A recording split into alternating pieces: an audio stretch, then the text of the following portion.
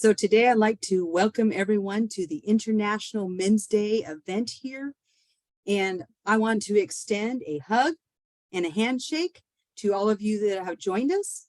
And really what today is about, it's coming in to participate and engage in a community conversation. It will be around men's issues, things that surface, some things that are to celebrate, some things that are challenging. We have some exciting, dynamic speakers today. I can't tell you how excited I was to hear about the topics as they were brought forth from all of our speakers. They are all different, diverse, and exciting. And what my hope for everyone today is to really come in with the expectation that we're here to gather as a community. We're here to gather support.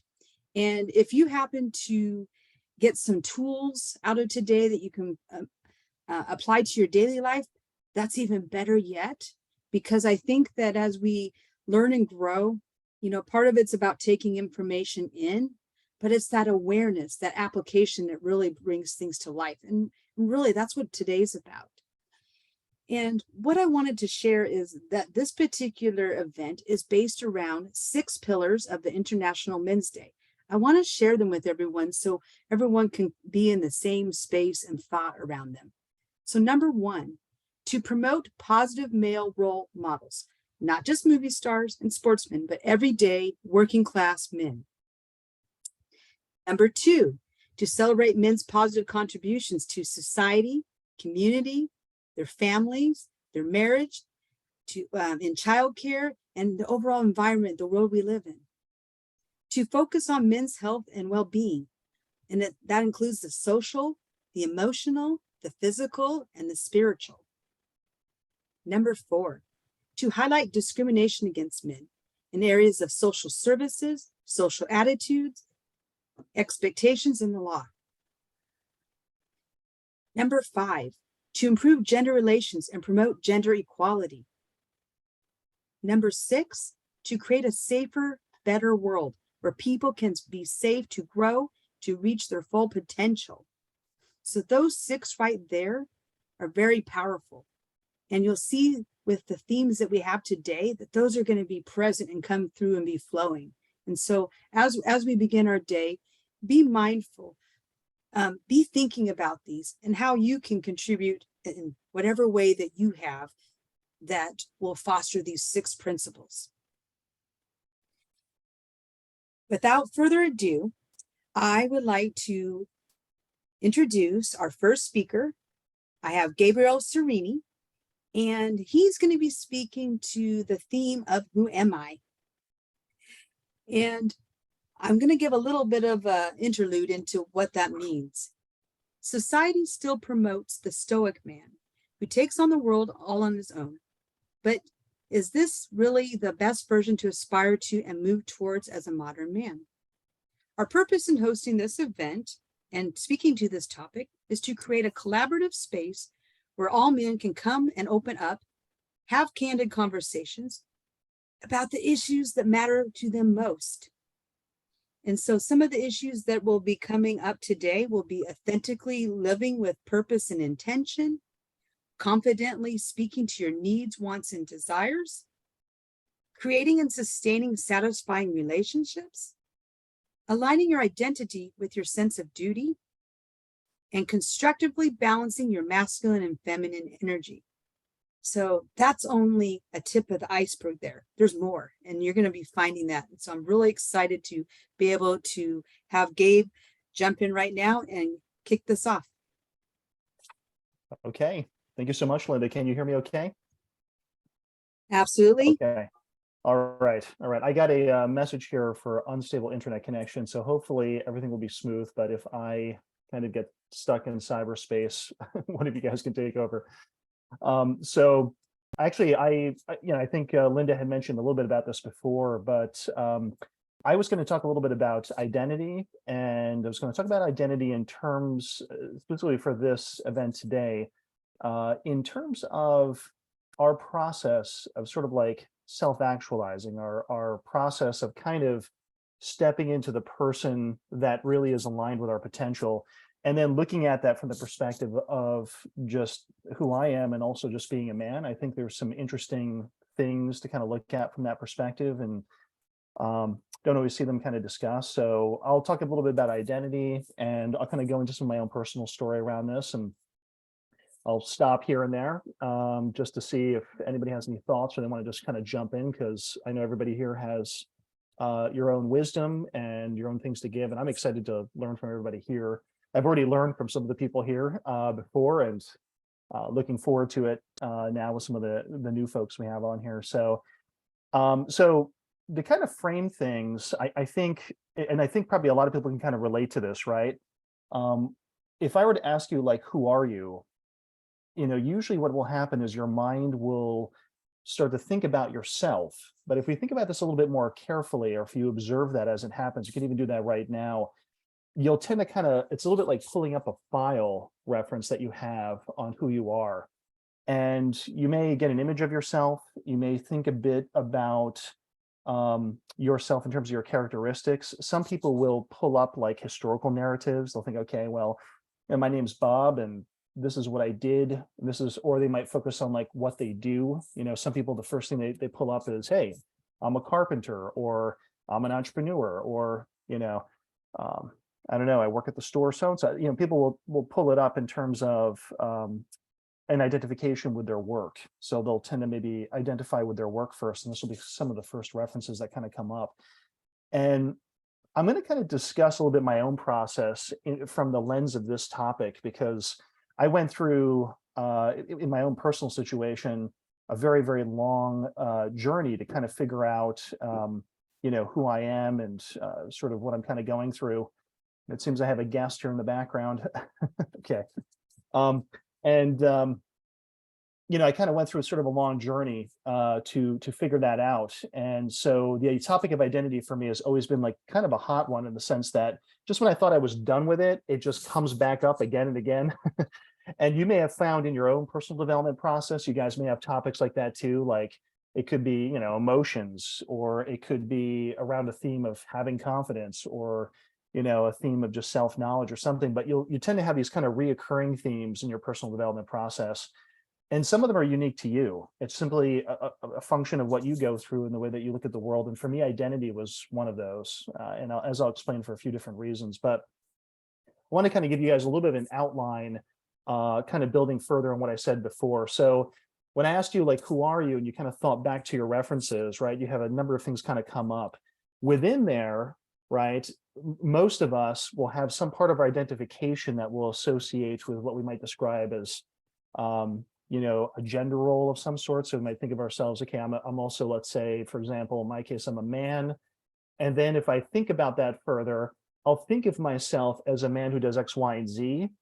And so what's really interesting is that within that particular file, if you will, within our mental reference, we'll tend to find ideas about what we think it means to be a man, or how we gauge ourselves as, let's say, a man or a woman. You know, in this case, this applies to anyone essentially, man, woman, or something else, if you identify with something else. So you'll find those kind of references in your mind, and it's important to think about, because within there, you'll have some potential beliefs that could be empowering or disempowering, right? So like in my personal case, when I was growing up, because of the male role models that was surrounded by, I sort of thought that, okay, men seem to be kind of, I guess, I don't know, a man is like someone who's confident, kind of has it together, kind of knows what's going on, kind of in control, you know, things like this, right? And these were things that they kind of came from my personal experience of just observing the family members I had around me, or observing, you know, maybe male role models that I saw on television or the media and things like this. And what I kind of came to realize later on was that, first off, these references are quite limiting. They tend to be societally, you know, gathered and supported, and they tend to give us sort of like stereotypes of what it means to be a man, for example. And so I found in my case, I'm like, okay, I don't really fit into some of these stereotypes, right? But what I realized with time is that my own path to my own authentic personal power, which all of us have our own path, right, to our authentic personal power, is going to look potentially unique, or it's going to look different from some of these kind of stereotypes that we talked about. So I think Linda was talking about, right, some of these societal definitions, like we have like the stoic man, for example, right? Uh, these sorts of things are references usually coming from culture and media and things like that. So they don't necessarily authentically represent us, right? We have to decide in the end in our own lives and our own personal journey who we're going to be, right? And also how we see ourselves. And I think that aspect of how we see ourselves through the identity question is really, really powerful, because it really enables or disables the things that you do in your life, the things that you're open to, the directions that you take. And so I'll give you an example of this. If I see myself, for example, as someone who is confident, I'll tend to approach situations where I'll just be more confident as my sort of default nature, right? But if I see myself as someone who's, let's say, quiet or shy or introverted, then I may approach situations by default, just subconsciously, in that way, because I see myself as that kind of person. It's sort of reinforced by my behavior, but also by this narrative I'm kind of keeping in my mind that kind of keeps that together as I'm going through life. So the end result is that you're in a place kind of like where you show up with these sort of holding patterns, like, okay, this is who I am, and this is the way that I show up to this, right? And I think that for me, what I sort of realized with time was, I didn't really show up the way that I wanted to, but I also, instead of embodying certain kinds of traits, I actually kind of pushed against them or pushed away from them. And this is something I think, Linda, we were talking about in one of our previous events, where I had these very, let's say, strong masculine type role models in my life, right? And for me, there was a problem with them. Like the same male role models that I saw were also men that could act abusive, could be extremely controlling in a way that would harm other people, or let's say male role model types that feel that they need to control their surroundings to just have a sense of peace or well-being, or could become over-identified with their work at the expense of their relationships, right? So they define themselves like, hey, this is what I do. And if everything was kind of oriented around that, like what I do, right, either for myself or for other people.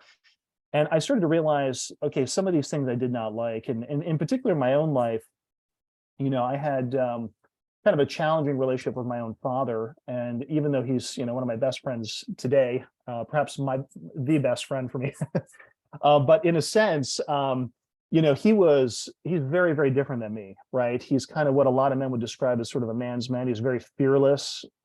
He has big visions. I mean, he built this 65-foot boat, not knowing what he was doing, just like very, very big visionary, and then just goes and does this thing no matter what anybody says. And, at the same time, although there was a lot of admirable traits there, I also saw traits that affected me and the family that weren't so good. So as I was growing up, and this is actually much more common with people than they realize, we'll tend to kind of gravitate towards certain personalities versus others, and model ourselves and model our identity based on you could almost say like model representations that are safer that we see, or like we think, okay, I want to be like this because that person gets things done and I really like that trait, or I'm going to be like this because this is safer and I don't want to embody those traits, right?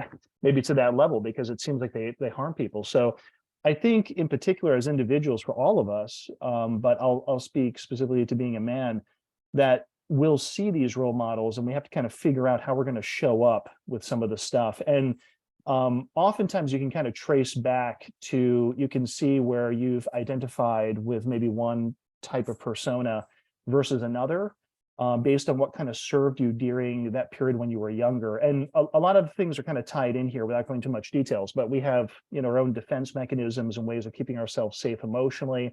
Men in particular have a number of ways they tend to do that. One of them is just simply kind of bottling in emotion and not really coming out with that.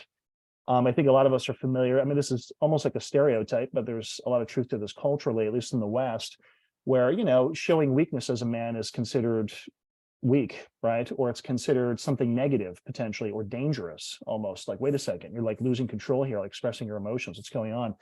So I think that we create these mechanisms of safety as we're kind of getting older. And we kind of solidify our identity and who we are and the way we show up in the world and the behavioral patterns that we have as a way of coping with the world, but also a way that we kind of keep ourselves safe a little bit from sort of the outside world.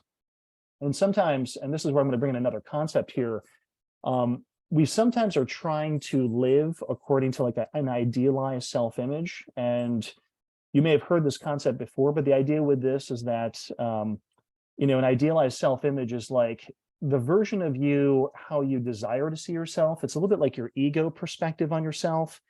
So if you were to think about yourself, somebody could say, well, how objective are you thinking about yourself? Like the person you think you are, is that really who you are? Now you think, well, okay, I've got a lot of data here over the years. I've had a lot of experiences. So that is who I think I am, right? And, you're probably going to have some very valid points. You've come to some pretty good conclusions. But when you look at a lot of research in modern psychology, we find that people will tend to distort views about themselves to accommodate an idealized self-image of who they want to be or who they like to show up or think they show up as. So the end result is that you sometimes will overlook certain things in yourself in that idealized self-image. That's why kind of breaking down our identity and thinking about our identity, and you can go much further in what we're doing here in this talk, I think is very, very important because it gets to kind of the root of some of those enablements and some of those limitations. So, I'll give you an example of something kind of in my own case, but, in my case, I kind of thought, well, when I was younger, I thought, okay, I'm not as confident, as in control, especially in like group situations. I was more introverted. So I didn't really identify myself as being sort of someone with a lot of masculine bravado or masculine energy, however we want to kind of describe that, maybe in the way that society kind of defined, even though I had the will to start multiple companies and I've been, a serial entrepreneur. I didn't really fit into those kind of molds, but over time, what I ended up finding was that power comes in a lot of different ways, like your own authentic power, right? So just because you don't embody certain kinds of male characteristics, right? Maybe as a man, it doesn't mean that you don't have your own personal sense of power. Sometimes the person who can be quiet in the back of the room, absorbing everything, actually is kind of empowering themselves and can potentially empower their environment more than someone who's, showing up, trying to control things or domineer things, or maybe exhibit some of these traits we might associate with toxic masculinity when they're used the wrong way, or maybe they're used kind of in an extreme. So those are just some other things I wanted to mention here. And by the way, guys, I haven't looked at all the chat messages, but maybe I'll stop here in a moment to look at some of them. But anyway, so kind of continue here on the identity topic. What was interesting for me actually in regards to some of this too, is that I kind of along the way of this process of self-discovery, I identified something called archetypes, and you might be familiar with archetypes from the work of Carl Jung. He was a Swiss psychologist who's had a big impact on psychology and kind of a theorist as well as a practitioner. But he came up with this idea that the human spirit, or you could say like the person as a whole, or let's say all of you, right, is kind of comprised of different parts. And the idea is that if I were to take anybody here, right, I would say, okay, you've got different parts that kind of show up in your life at different times. So let's just say we've got, I'll take a fictitious example here. We've got Bill, right? And Bill can show up as Bill the father. Bill can show up as sometimes embodying maybe like the energy of like a warrior. Maybe Bill is kind of showing up with the energy of a lover, for example. So there's these different there's different parts of you, and the parts tend to inhabit certain patterns of behavior or certain representations symbolically when we kind of look at them from this perspective. And I found it very useful to look at that because, sometimes, it's almost like 3/4 of us are showing up and there's a part of us that's missing. And in my own case, I had to, when I was looking at, who am I and how I'm showing up in the world, I began to realize that I wasn't showing up with my full self. There was part of me that was missing. And some of it were those masculine traits I was talking about before, because, sometimes I felt life was kind of calling me to be maybe very aggressive in a particular moment. It's not aggressive with a person, but maybe aggressive with a situation. Or, sometimes in a situation where I was kind of overthinking something, it's like, okay, just shut the door and go. Stop overthinking this now.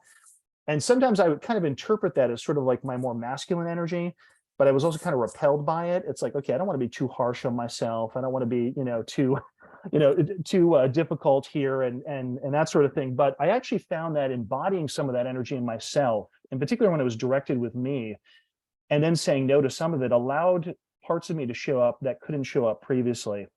And so, part of me would sometimes, let's say, victimize myself or think, okay, like this situation is really difficult. I don't think I have what it takes to do this.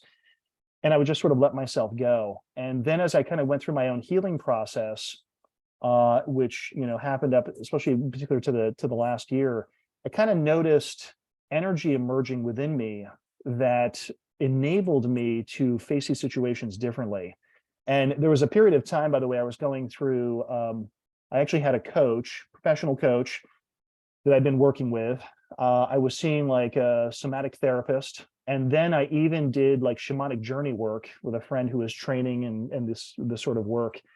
And I had these all kind of going all three on parallel. And what was interesting was they were all kind of working in different parts of me, but there was kind of a combined theme, which was kind of bringing up energy that had been sort of stored in my body from trauma and from difficulty I experienced when I was younger, and then releasing that. And I realized that some of that trauma was from bullying. It was from situations I had faced with men in the past where essentially I saw myself as a victim, or, something happened, maybe, could be a family relative that was particularly harsh on me as a child. It could have been kids at school that were bullying me, things like this.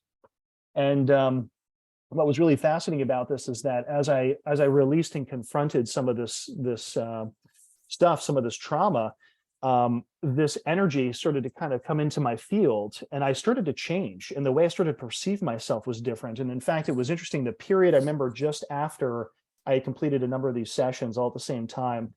And, it was pretty intense. I had to slow down after doing that for a little while, but I noticed that I'd have this other side of myself kind of come up, right? Like I would just all of a sudden get irritated really fast. I'd have like very low tolerance for having my time wasted.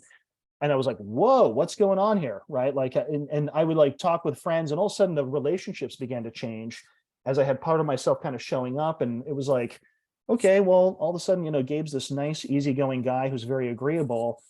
And now he just like turned into an asshole. Like, what's going on here? Right. This is what people, they were kind of wondering about. And what was interesting for me was that kind of challenged me, because I thought in my idealized self-image, I'm like, I don't want to be a mean guy. I don't want to come off, in a controlling way or whatever. But in a way, it was like something beyond me. It didn't really matter. It was like something that was part of me kind of emerging into these experiences. And I just had to, it felt like a wild horse I needed to learn how to tame, which is exactly what I began to realize with time, was that it's like the part of me that sometimes would be a little too agreeable, that would have my boundaries kind of walked on, things like this, that started to kind of give way to this other energy that kind of kept me more in balance, and sort of wanted a seat at the table, if you will, if we want to look at that or represent that in that way. And as that happened, my relationships they got better. My energy levels went up. I wasn't drained so much.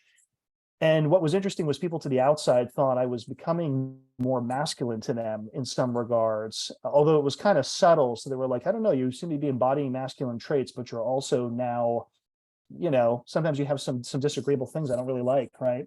And I just thought, from that personal development process, I thought to myself, well, at the end of the day, I'm trying to be in the game here, right? So, and that's kind of like a piece of advice I have for everybody. It's like, just get in that game and stay in the game. However that's emerging for you, that's really, really important, because for one person, that's like going to a workshop. Another person, it's, I don't know, trying to discipline themselves to meditate. Another person, it can be trying to let go of some kind of trait they have. Whatever it is, right? The list goes on. But for me, I could tell that I was becoming more of a complete or whole individual. And that process was positive, even though it was difficult for people around me to kind of accept that. And I kind of experimented too. I thought, well, let me, if I were to envision myself, let's say, as Gabe the warrior or Gabe the king, like I'm going to use some of these archetypal patterns to kind of see myself and filter myself through them to see potential behaviors that maybe I don't necessarily espouse or I've never done before. How would that person react, right? How would that Gabe react to the situation versus this one, right? And for me, that became a very useful model for my own personal development, because I started to realize how I could show up differently to the world, and I could embody some of my energy, even if that energy was something that, going back to my years as a child, I was afraid of, because that same energy was used against me, and I had kind of blocked it off and didn't want to see it inside of myself. So that's a little bit about my process. And sorry here for the camera, but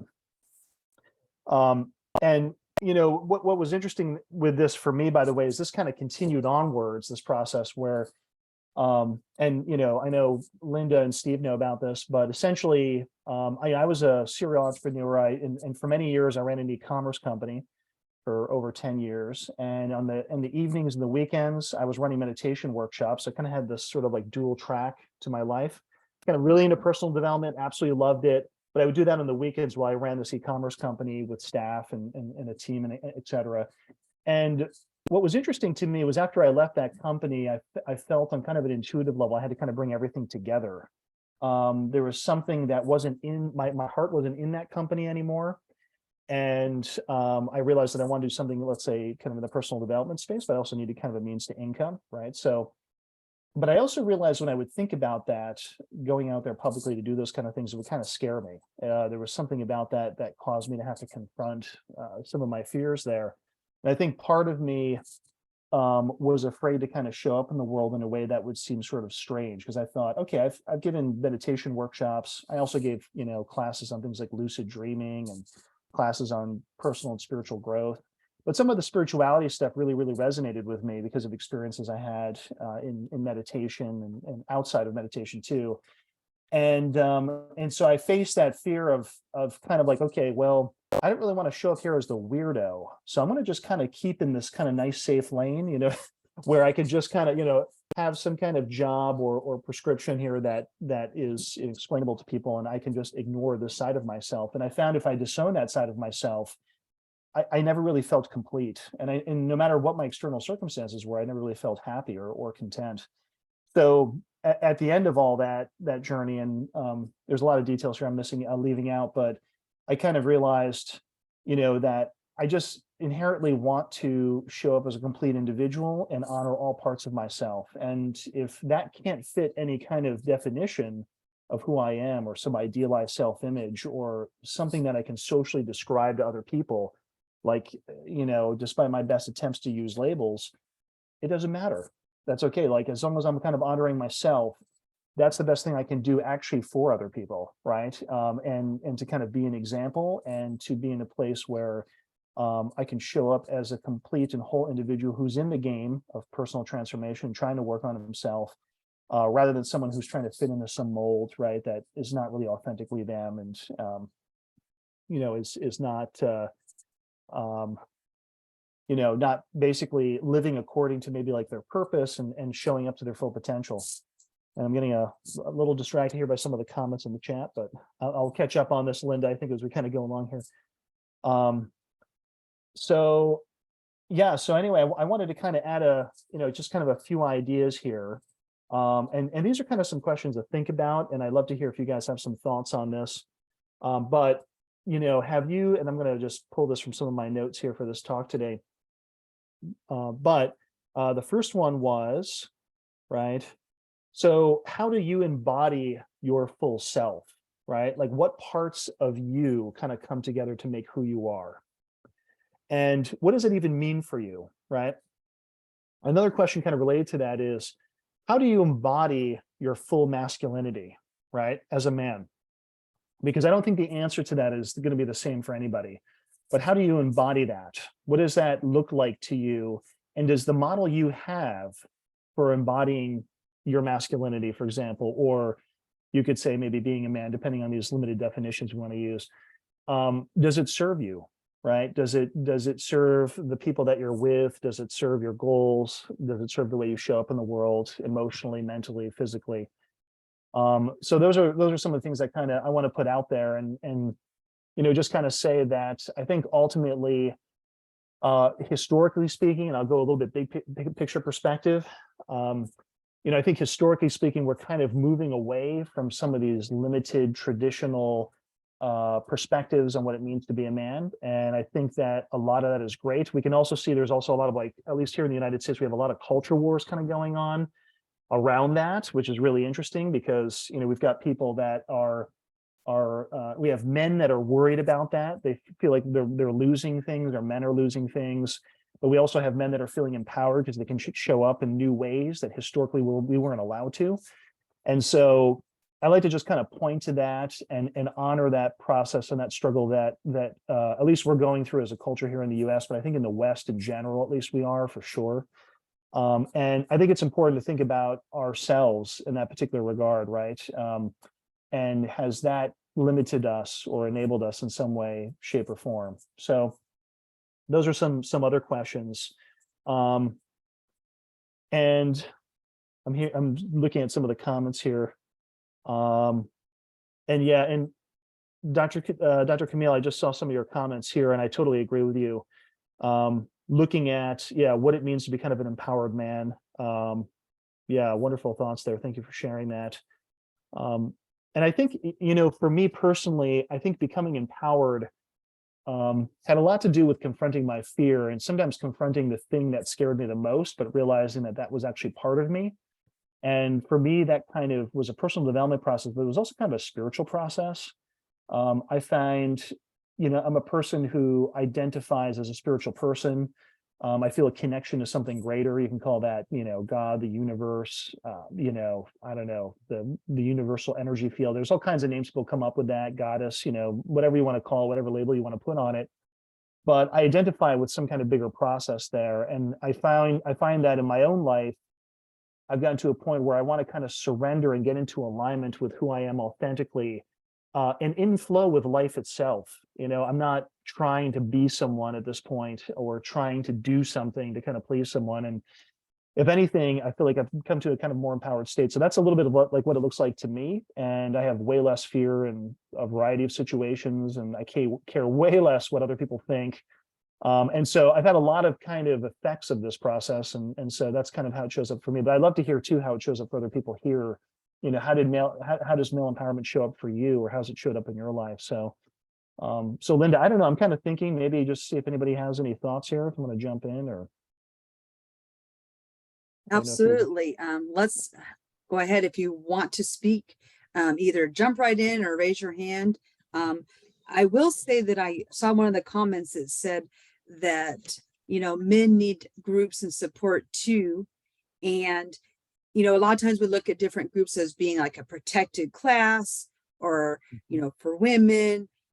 It could be all the different parts of, resource type groups that are formed in society. And people forget that the male, and even in some cases, I watched a TED talk on white males. Okay. That was like, you think about black males. I'm gonna try to hit this all in a good way. So I may not be using all the right words and socially acceptable things, but I'm just throwing it out here. There was a TED talk done on that. The white male, they felt like they were in a different place than everyone else. And yes, they had privileges, but yet there are other things that need to be discussed. And so I like the idea of all of the different groups. The men's groups are just as important, the women's groups, I'll hit that too. So I wanted to add that. I do see that Letroy has his hand up, and I also believe that Dr. Cummings also had her hand up. So you can go next. Oh, sorry. Well, Letroy wants to go, or I can go. He says, fine, I'll go. Are you hearing me? Yes, we're hearing you. Yeah.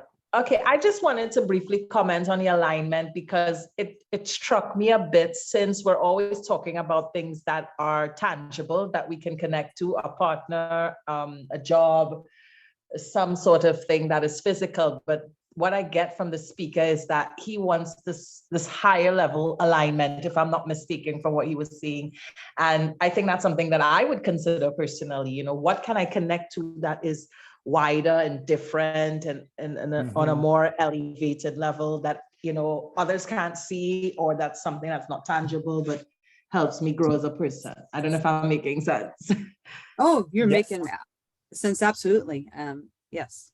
Yeah, that totally makes sense. And actually, I appreciate your sharing that, Dr. Cummings, because I think that definitely is something that I could spend more time on that, of course, but definitely something I'm pointing to. I think in my own personal experience, a lot of these things that we're using kind of as reference points, right? Like, okay, like what does it mean to be let's say a woman or a man, or things like this, or aspects of our identity, right, that we're kind of going through.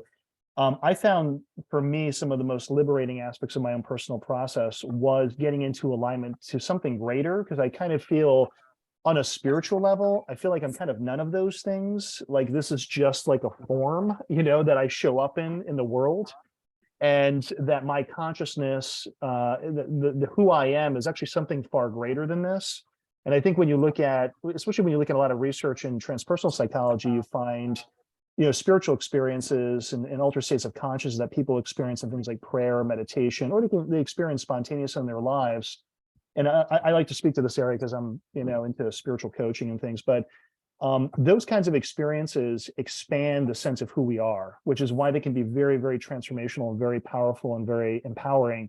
But they can also bring us to a place where we're no longer limited by these kinds of things. It doesn't mean we don't have to face them, especially in like the world and with people, that are showing up with these things and identifying with them like, hey, I'm this, what are you, right? Putting us into these boxes.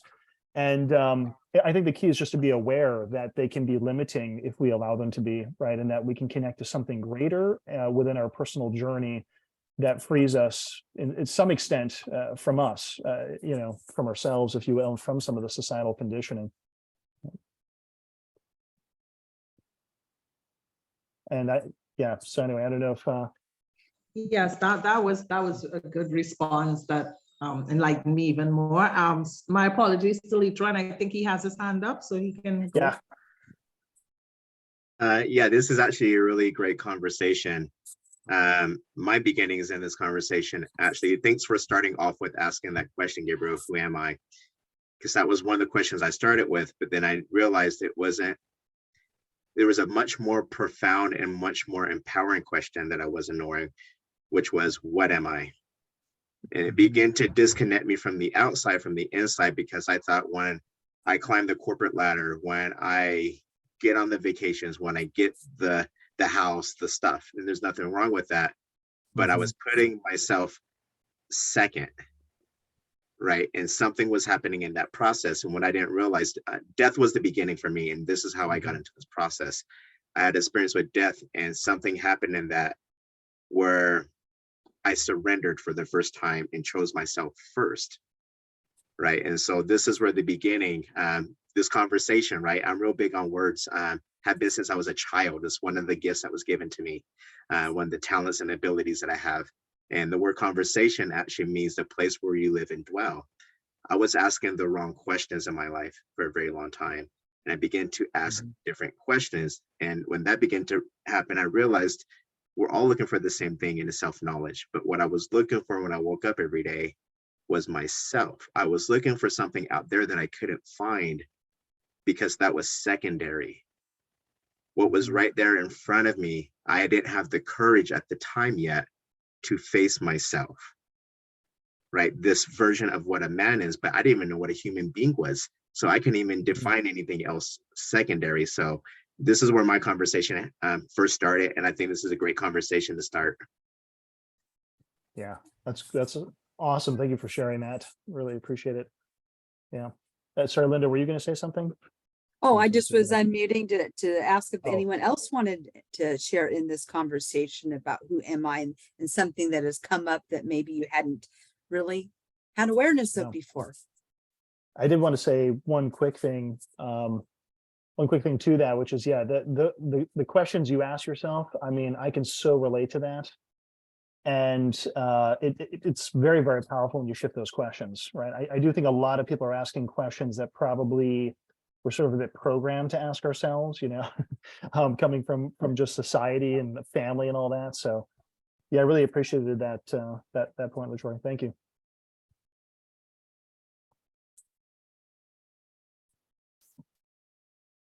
Let me see if anybody else here. But if I may add one thing about the who am I question, I would say that's not always an easy question. I have been asked that, and I would be honest. Sometimes it's very hard to answer that. Who are you?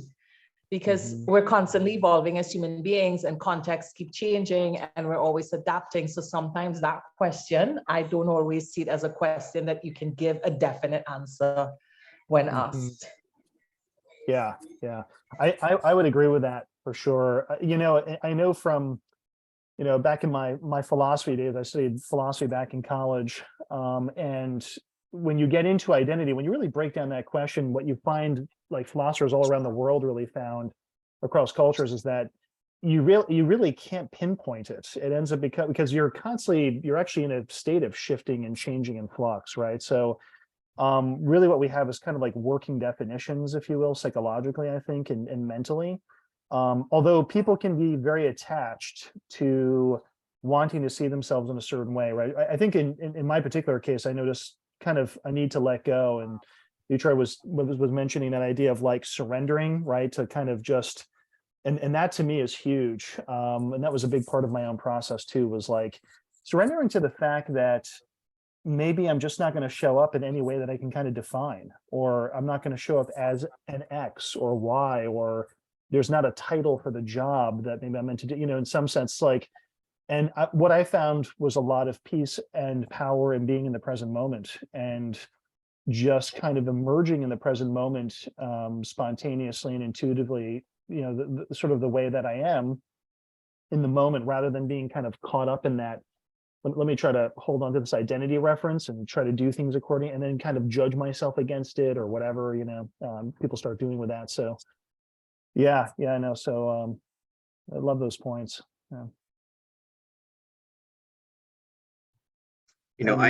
I think this conversation also and I can only give you my point of view, right, from my subjective truth, is it's more of one of awareness, right? And awareness comes in many different forms, not just, oh, well, I have awareness, things are becoming more clear, I got more clarity in things in my life right now, but awareness also comes from things called adversity, failure, problems, being able to take ownership and face ourselves, right? So here's one ownership that's taken point in my life. My journey is a little over 5 years in the making.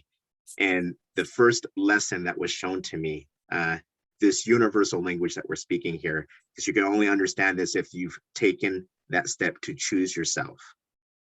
This conversation of my life is happening the way it is because I'm choosing it, period. No one has control over me, and I have no control over nobody else.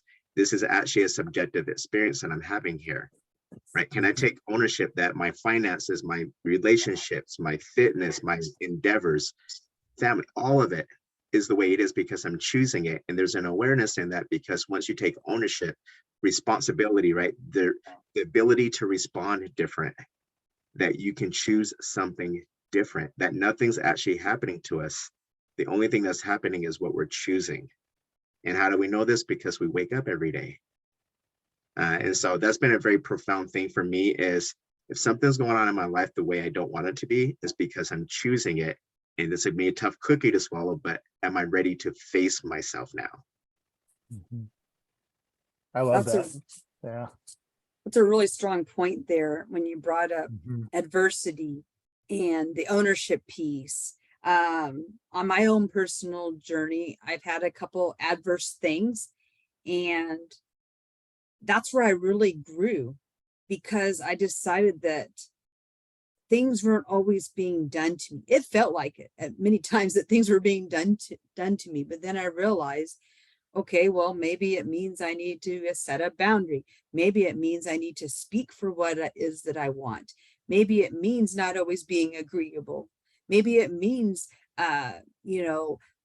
moving forward and getting really centered on who is Linda, what does Linda want, and how is she going to show up, even if the people in her life don't always get on board right away. Because that was something that happened to me a number of times over. You all of a sudden start to get centered in who you are and the values that you have and the way you want to show up, and you start to show up in that way.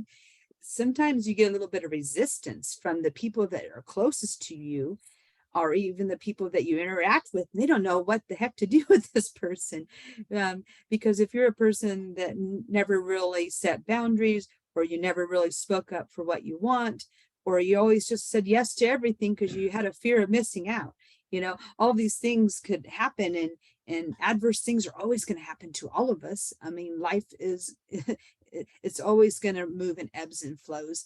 And the more that we can step in to who we are, being comfortable with who we are, yeah, we're going to go through uncomfortable times as who we are, but we get comfortable. I heard Gabe talk about how, he was moving away from that whole masculine, aggressive model. Like you found aggression in yourself. And you're like, oh God, I don't want to be that person. Yeah. And so by doing that, you weren't showing up who Gabe is. It's okay for Gabe to be angry. It's okay for Gabe to be frustrated. It's okay for Gabe to get in a conflicted fight with somebody.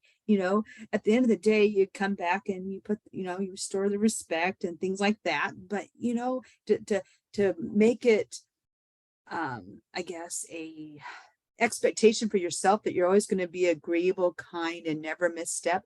Well, that's not the way humans are. We're very complex. We're going to go through all these feelings. We're not always going to behave in our best. And, people that are closest to us are going to call us out for that too at times. And that's okay, because people who care about us are going to call it out because they don't want to see us go down the wrong path, the way that's not our best self. They're going to say, need to think about this a little bit, and they'll be supportive in that way.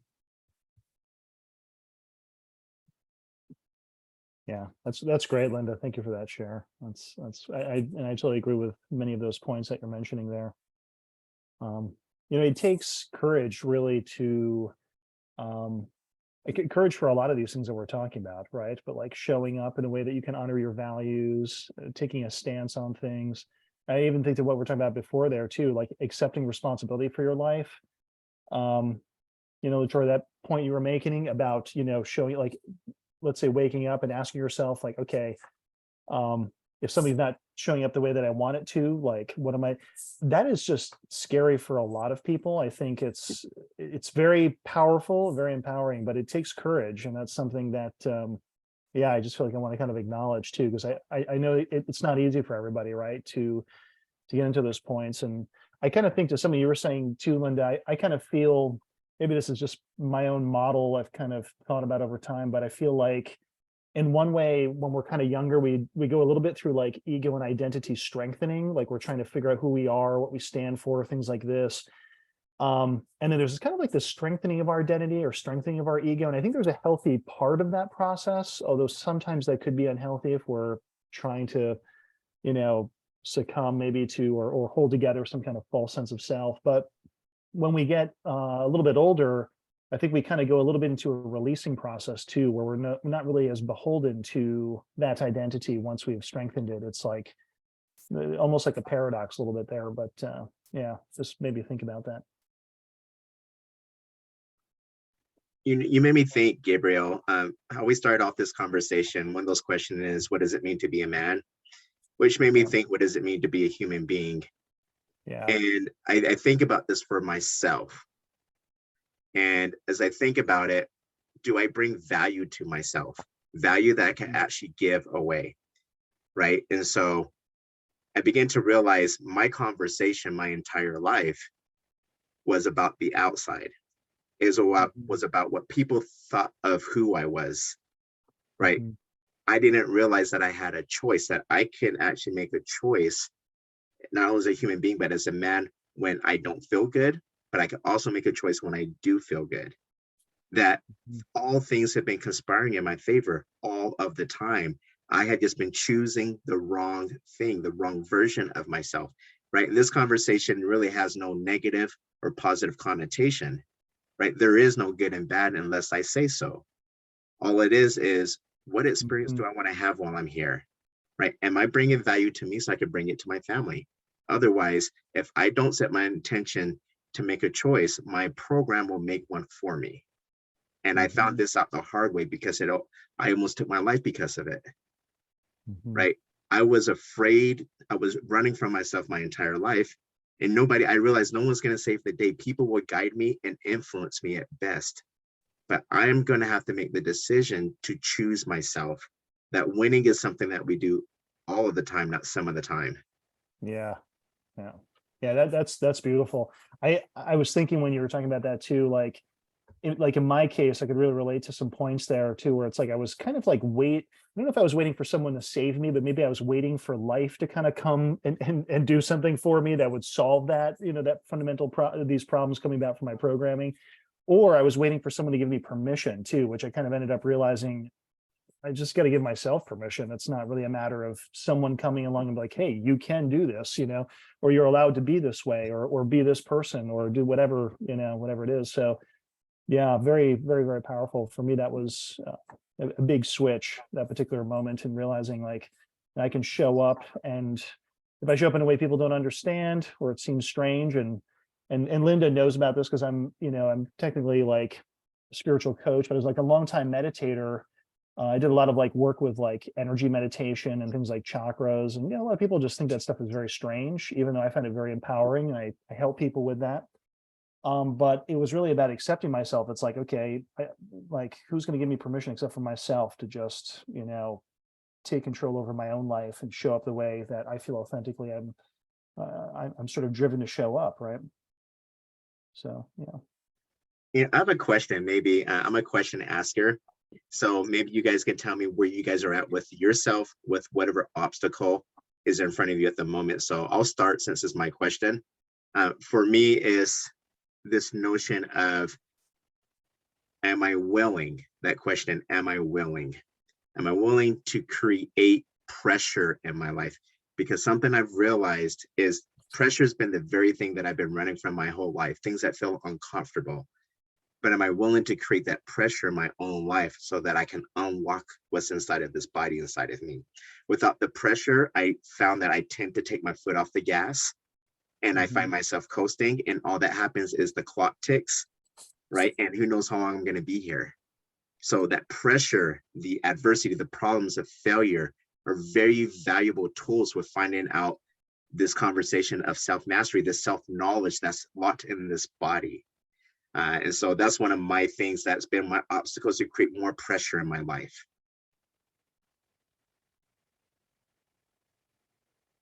Yeah, I love that. Maybe I'll kind of I'll be a little less creative and kind of jump on what you're saying, because I feel like actually in my own life right now, I'm finding I'm very productive with constraints. Without the constraints, with some stuff, not so much.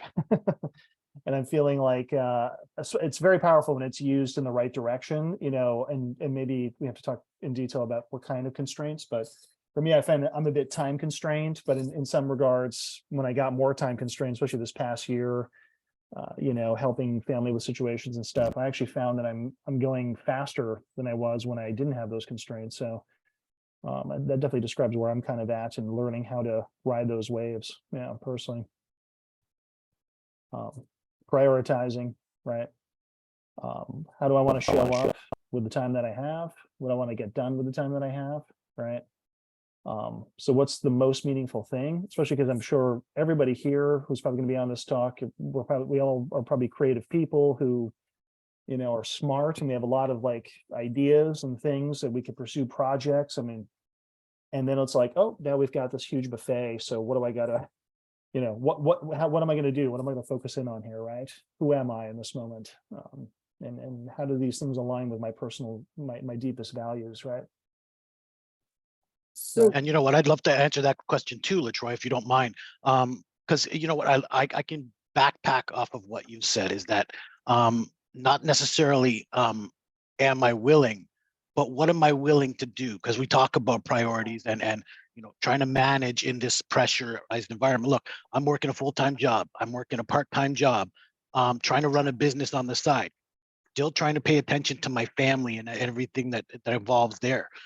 We're here in Niagara Falls today, right?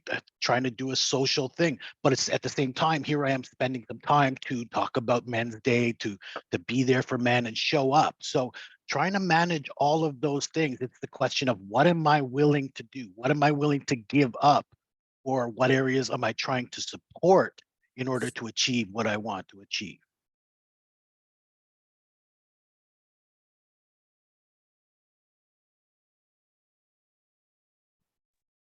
Linda, I can't hear you. Oh, yes. Now I can. One of the things that I struggled with has to do a lot with the words that people use and how they choose to communicate with me. And if they don't necessarily communicate with me in the way that I wish to receive communication, it's been a struggle and a challenge. And what I realized is the only thing I can do is to communicate in the way that I want to and give the other person that space or that permission, I guess you could say, to communicate in the way that they want, and to focus less on some of the words and the delivery and really focus more on understanding maybe their intention. If I could understand a little bit more about their intention, the words become less important. The delivery, not everyone knows how to communicate in a certain way. And for me, it's always like you're supposed to be respectful and kind, and you offer the invitation to speak after you've spoken, things like that. And sometimes people don't always do it in the way that I like. And so that's been my hugest struggle over the years, for as long as I can remember. And so, I've worked with some coaches on that particular theme. And one thing that they had shared with me is always remember to come from a place of love, compassion, and collaboration.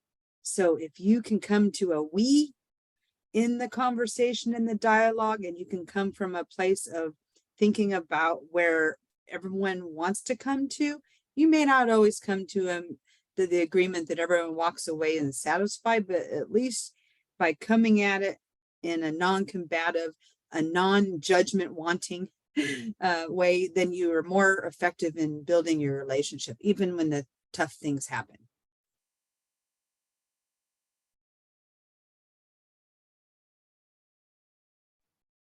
So I guess that will give me the opportunity now to start talking about communication. Is that the idea? Linda, thank you for putting this on. Thank you for representing us on International Men's Day. What a great day for us to start talking about being positive role models. I'm a beacon of life and leadership. That's why I've got this beautiful background behind me, so I can represent that way. I'm also an author, 10 Steps to Achieve Any Outcome You Desire. So I'm all about helping people to achieve their dreams, achieve their desires. That's what I do, and that's why I'm trying to represent and help people out there. I consider communication to be the master key. In other words, communication can open up any door, absolutely any door, if you know how to use it effectively. Which, I mean, let's face it, a lot of us don't, right? A lot of us want to, put it this way, there are many people who are shy. They can't use communication in the right ways. They can't express themselves. I'm not that type of person. I've always been able to open my mouth, right? And share my ideas and share my thoughts. But if you know how to use it effectively, and that really is the key. I just, in preparation for today, I listened to some audio on communication. So, I got to listen to Robin Sharma and, Tony Robbins and Les Brown. One thing he said that stuck out to me was, once you open your mouth, the world will know who you are. In other words, once you start speaking, they can tell whether you're an intelligent man, whether you're an outspoken or brash individual, or whether you're a considerate person, whether you want to genuinely express ideas that are going to be helpful or hurtful. Look, one of the greatest orators of the world in history was Adolf Hitler. But at the same time, what message was he conveying, right? Who he knew who he was speaking to and why, and he was able to deliver a message effectively, but it wasn't the best message for the world to hear. But he did a great job of speaking to the people he was trying to speak to. So really, why are we trying to speak? Who are we trying to represent? So I want to, on this International Men's Day, remind people that we're trying to be positive role models, right? We're trying to influence people in a quality manner. We're trying to show people of a better way to live, a better way to behave, so that people are more in tune, to become better, to be inspired, to be hopeful. So we can be helpful or we can be hurtful. The choice is always ours. Like Letroy, is always about choices. how do you want to show up, right? What do you want to deliver? So it's really one of the things about communication is a skill that we can all learn by practicing it more often, by different methods that we're able um, to implement to get better at it over time. Look, there are some people, that shy person who hides behind the wall, right, doesn't want to talk very often.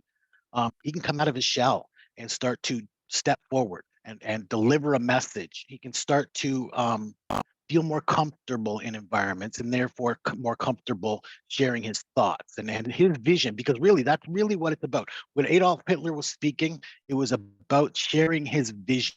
Now, don't get me wrong, I'm not talking that guy support his vision, but it was about, look, he was sharing his message, the way he saw the world. And that's what it's all about. If that shy person may have an idea of how they see the world, but they're not able to share it with other people. They're not able to deliver it to other people who may want to hear it, who may want to know what they have to say. So it is a skill that can be learned if we practice it and if we implement it in the proper manner. So again, as part of representing positive role models, it starts with being positive, being helpful, like I said, rather than hurtful. And it start thinking in terms of what's possible. I know I have a guy at work, and we try to accomplish. Look, we all have projects. We all have things we want to achieve. When we put people on our teams, we want those people to be achievers. We want those people to think in terms of what's possible instead of, thank you, Curtis, for those words, because that's exactly what I was going to use. Is what's possible instead of I can't do this, or there's we can't do this because. Instead of, look, you can probably tell me 10 reasons why something can't work, but tell me 2 reasons how it can. And then we start thinking in terms of possibility. So we're not turning down ideas, but we're allowing people to express creative ideas in order to be more productive. That's one of the ways to communicate. Instead of being a negative person, start thinking in terms of possibilities. And then some of the words we use to ourselves, right? Those 2 words, I am, right? Whatever comes after that sets in motion the person you are to be. So look, I am a beacon of leadership. I am a motivator of mankind. I am helpful, hopeful, and caring, right? These are all things that I am, but maybe I wasn't at one point in time, because I was a negative person. I was an unhappy person once upon a time. So these were ideas that I was expressing to myself, right? So by the words we're using to ourselves, the things we talk about to ourselves, we change our outcomes, right? So by saying, I am helpful, hopeful, caring, I am considerate, I am, possible, I am a creator. These are all positive ways to start thinking of yourself in order to start expressing yourself in a more helpful and possible manner. And then start thinking in, like I said, in possibility terms, I can do this, I can create this, I can work with others to develop this. So it's all about I can and I am, rather than I can't, or I don't know how, I don't know why. These are all things that prevent us from stepping forward and communicating ideas and delivering, like I said, a message that would help other people to learn, grow, and become that positive role model that we're trying to influence here today. So I hope I've taken a lot of notes and prepared for this well, because I want to make sure that people understand how important communication is. Now, I don't always get it right. I'll be honest. You know what I mean? I'm not perfect. I'm not all knowing. I'm not omnipotent. I can't, I'm in touch with God. I'm in touch with the creative, but I don't always do the right thing. I try to always do the right thing. I try and intend to express myself in the right way. And even when I do get it wrong, it's always about, how can I improve this? How can I change this? How can I do it differently, so as to come across as, in a more expressive manner. So when we try to communicate with people, we want to know, first of all, we want to, why is this message important? Why am I trying to deliver this message? What does it matter? Is it an important message? So here I am talking about communication today and communication skills. Why is that important? Because again, if I can communicate effectively, I can deliver a message. Look, I have all of you listening intently to what I'm saying today. And hopefully everybody else out there is listening with the same intentions. Because there's an important conversation that if people learn how to communicate effectively, they can create that vision, they can express that vision, and they can help become better creators within the world. So there's why that's important. But you want, again, why is the message important to you? And then, of course, you want to build trust. In any conversation, you want to build trust between you and those people you're speaking with. So you have to make people want to, first of all, they want to be around you, want to take more information from you. You have to give them an opportunity to express interest, express their desire and their interest, because it's about getting them to want to listen and learn. So we want to know why the message is important, but also how do we get that message across to the interested parties, right? It's about we want them to pay attention, or whether we're speaking, okay, I've got a half an hour today, another person had an hour today. How do you get a person to want to listen to you for an hour as you deliver your message? Why is it important to them? Why are they going to spend that time with you and take this information in and be a part of that? So you want to make sure that they are interested. They're interested in the topic. It's important to them. So I used to say, and it's, a negative way, the negative way of thinking that I used to think was there's never a bad time for a good lecture. Because I believe in teaching. I believe in sharing your message. But I also, like, especially with my teenagers, my kids when they were growing up, I always thought it was a teaching moment, right? But at the same time, it was more of they didn't want to hear it. They didn't want to be reprimanded or be scolded for their actions. Okay, we can help them improve. But if you're going to be delivering it in a way that they're not, they're not taking it in. They're getting upset because you're trying to share a message that they don't want to hear. So you want to deliver it in a way that they're going to be interested and they're going to want to improve based on what you're telling them today. So basically, look, I don't want to be lectured. I never have, never will. I'm willing to carry on any conversation because I want to improve. I want to become better. But how do we have that conversation, right? How do we talk to people in such a way so that they will be able to learn and improve, but they're taking it in a positive way rather than they're be talked at? We're talking to them. We're talking with them in the effort to improve their being or the way they operate and behave. So communication is about building relationships. That's one of the, look, when we're talking about creating a vision and sharing that vision, I can't create this vision alone. If I have an idea on something, I need resources. I need people to help me. I need people to buy into that, especially if I'm trying to sell them something. I need them to buy in this whole idea. So it's about building relationships so that we can start to work together. We can start to create together. And if you don't like me and I don't like you, we're not going to work well. We're not going to gel. We're not going to be effective in any way.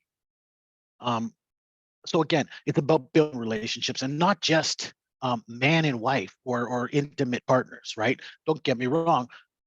I love that I have, my intimate partner, my life partner who works with me, and we think, along the same lines, and we're building this life together. So there's that relationship that it's important. Don't get me wrong. And whether it's man and wife or man and man, or, in this day and age, we have to be respectful of all. And all of them are intimate partners, and everybody deserves that love and that caring and that consideration of somebody else that can shares the same values and wants to work to build this life together. But we have to consider all the relationship. Look, we're all different people here today who've decided to connect share a message of similarity around helping men improve, helping men develop into something that's going to, again, be positive role models, represent as caring, quality men, who work hard, who share hard, who are building a life of one fashion or another. We're just men trying to do what we do and be allowed to do it. That's, of course, very important. So we got friendships that we have to consider. Who are our friends? Who are we working with? Who are we talking to, and why? And then business relationships. We are all colleagues right here today. We all do different things, but we work on the same thing. So again, if I want to create, who am I going to work with? How am I going to get them to work with me? These are all part of communication. So in any relationship that we want to work on, why does it matter? What do you want to achieve in this relationship? Why do I need this person close to me? What are they going to do for me? What am I going to do for them? How can we build this and make it stronger? These are all things you have to consider, and you have to consider the other party's need. Look, we all have wants and needs, right? I want to build on my wants and needs. Don't get me wrong. I'm a selfish being. We're humans. We're selfish beings. But again, I can't do it alone. So I need to consider what I need to, or what this person needs, what this other party or other parties need in order to get them to want to listen, want to create, want to build on this vision that we're working towards.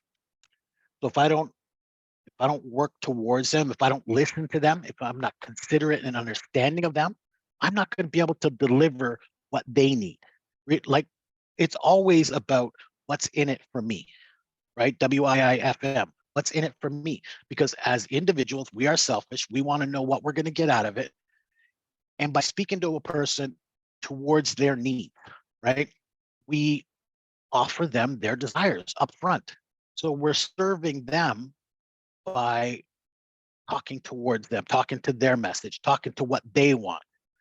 So there's a way to build that relationship and bridge that gap. So in effective communication, we want to know what the message is up front, right? You want to know your content. You want to understand what it is you're speaking about. And sometimes people don't do that. That's, again, like I said, I hope I put enough notes down on paper and thoughts down on paper so that I was prepared today, right? If I'm talking about communication, I have to know what I'm talking about. And again, communication is something that is important to me. I've always thought myself to be an effective communicator, but throughout the years, I've learned that there are ways that I'm not doing enough, or I'm not achieving enough, or speaking the right way to people. Like I said, I used to say there's never a bad time for a good lecture, but really I was causing harm to my kids in scolding them, in in telling them things in a way that they didn't want to hear. They weren't interested. So you're not doing any justice to that relationship. So then what is your message and why are you delivering it? But who are you speaking to, right? Today, I'm speaking to men. I'm speaking to, and the families out there who want to understand their men. So I'm delivering this message of communication in the effort that I'm helping men improve. I'm helping bridge the gap between man and wife, or father and son, helping them understand each other so that they can start to build stronger relationships, start to build better family homes and better environments that we can all exist in happier and healthier and stronger, right? So again, but back to when you're delivering that message, why is it important to them? Why do they want to listen? Why do they want to tune in? Look, I've been at it for almost 20 minutes now. Why do they want to tune in and listen?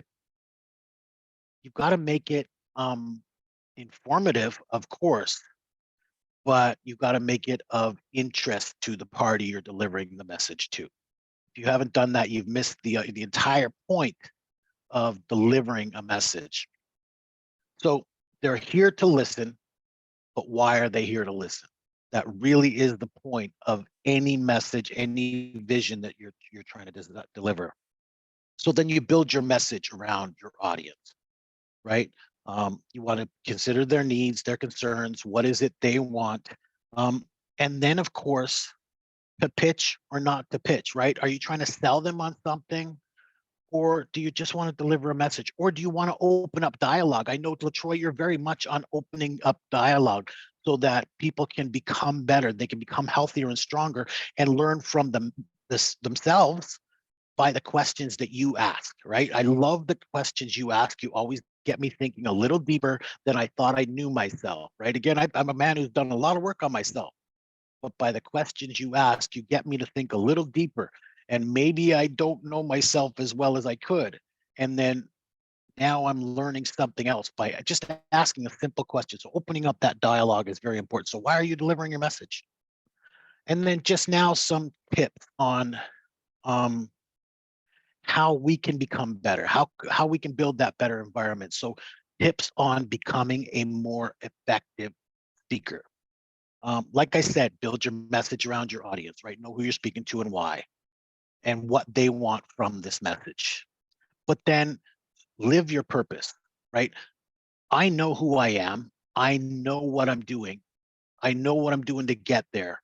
It's that I'm confident of because I'm living according to my purpose.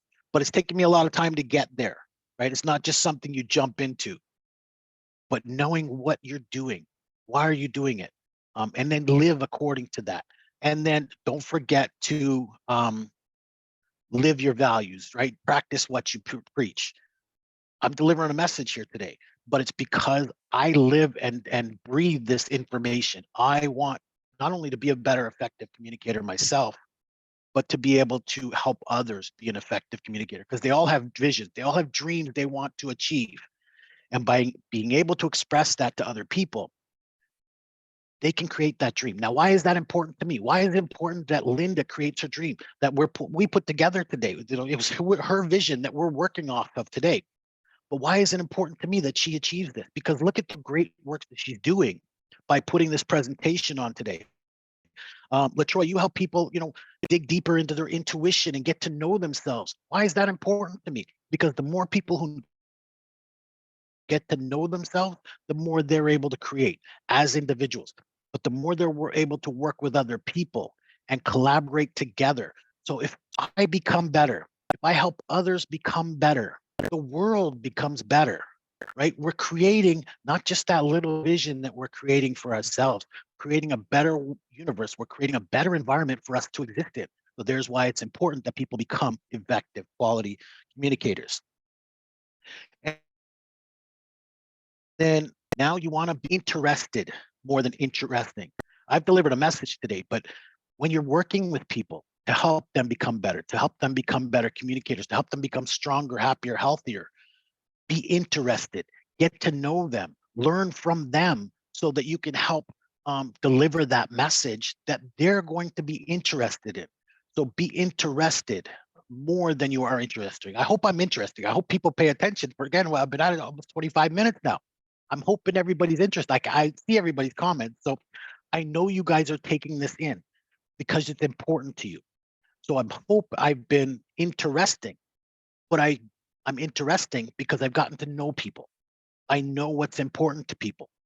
I've built relationships with people. So I've been interested in them and what they're building and what they're creating. And then, like I said, be helpful, be hopeful, be inspiring, be considerate. Don't just do this just for yourself. Look, speakers, we all have a message. I can talk for a long time about different subjects. But if I'm not paying attention to the people I'm talking to, if I'm not being considerate and helpful of them, I'm doing them an injustice as much as I'm doing myself an injustice because I'm talking for no reason. I'm just talking for the sake of talking. And then the quote that always inspires me about this, and this is probably the last thing I'll say on this, is that people don't care how much you know till they know how much you care. Look, I can know tons about lots of information. But again, I've just expressed how much I care about people, why it's important for me to help other people achieve, for them to improve on their betterment and greatness, because I want to see this world to become better, and we become better by working together. That's actually one of my visions, is working together for a better tomorrow. That's why it's important to me. So I care. I hope people realize that, and I hope I express that to people on a constant, whenever I'm speaking to people. I hope they get that from me. So look, I care. I know a lot, and I hope I can convey that information in a way that's going to be helpful to people. But until they know that it matters to me, that they matter to me, they're not going to be interested. They're not going to want to take this information. So I've talked about communication today, why it matters to me as an individual, to other people out there, but why it matters to help us become better, to help us become creator and create that better universe. So that's my message and what I've had to say today on communication in relation to International Men's Day and this vision that we're talking about, representing quality men and quality role models. So if anybody has any questions or comments, I'd love to start talking about it with people. If not, I turn it back over to you, Linda. Well, RJ, hi. I Dr. just wanted Carolyn, to or Camille, how are you? I'm good. I just wanted to say I'm really glad you touched on communication, because I know in terms of men, and keeping in the theme with International Men's Day, men have not been socialized to be open communicators, and they keep a lot of things inside, especially where expression of emotions are concerned. So it's important that communication is learned, but also encouraged. And I really like that you stress on why, why is it important to do this? Why is it important to say this? And I think that aligns for me with purpose. So thanks for sharing that. Thank you. Absolutely. Listen, it's not just about me, right? Even when I have my ideas that I want to achieve. It's not about me. It's about the people that I need to help me, or the people that need to learn from me, or, it's about them. Really. There's why communication is so important. I'd love to hear what you have to say. You made me think of something when I was growing up. My father, when he decided to not be in my life anymore, and it did something to my heart. Why this other individual, this man called my father, didn't want to choose me, right? And so without realizing it, I made his conversation my conversation. And it made me feel very distant. It created this void inside of me and this disconnect with myself. What I come to realize, I remember the day that I freed myself from that, because I realized my father hadn't given it to himself, so he couldn't give me what I was asking for because he hadn't given it to himself first, right? And my anger and frustration then began to turn into compassion that this man is suffering.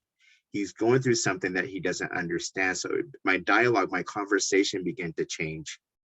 And I remember as I began to free myself of that, just the liberating idea that all it took was a thought of me to think about this man different, right? Because I remember telling myself, I'll never be like my father, right? But guess what?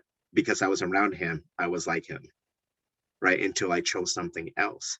And so I began to exercise this thing called choice, that it doesn't matter what happens around me. It doesn't matter what my wife says if we get in an argument. It doesn't matter what happens to my finances. At the end of the day, I still have a choice. And what am I going to choose for this experience of this life that I call my life? Am I going to play the victim like I did for 20 plus years? Or am I going to choose to win? Am I going to choose to get uncomfortable and go after the life I will love? Am I willing to do that? And if I'm not, I'm going to choose the latter, because my programming will choose something for me if I don't choose something intentionally. So you just made me think of that, right? This communication, right? These are the things we don't talk about as men. We don't really talk about our stuff. We aren't comfortable with expressing ourselves, talking about our feelings and our emotions, and to feel safe doing it. So these platforms like this, I think, are great because it allows me, right, to open my heart to another place and share it with other men, and vice versa. I find a lot of value in this. Absolutely. And Letroy, I'm hoping you can come up, because you say that we're not able to express ourselves. We don't give an opportunity. Linda has created something called the Men's Room, Thursday at 9 p.m. Eastern time. So I hope you can turn in for that. There's where we can as men, even though it's facilitated by Linda, if you're comfortable talking in front of a woman, that's where we can start to talk about our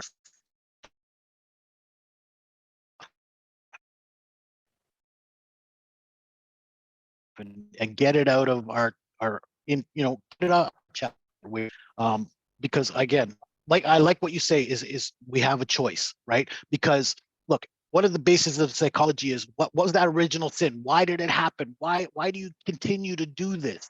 It doesn't matter why you continued. What was that sin or that problem inside?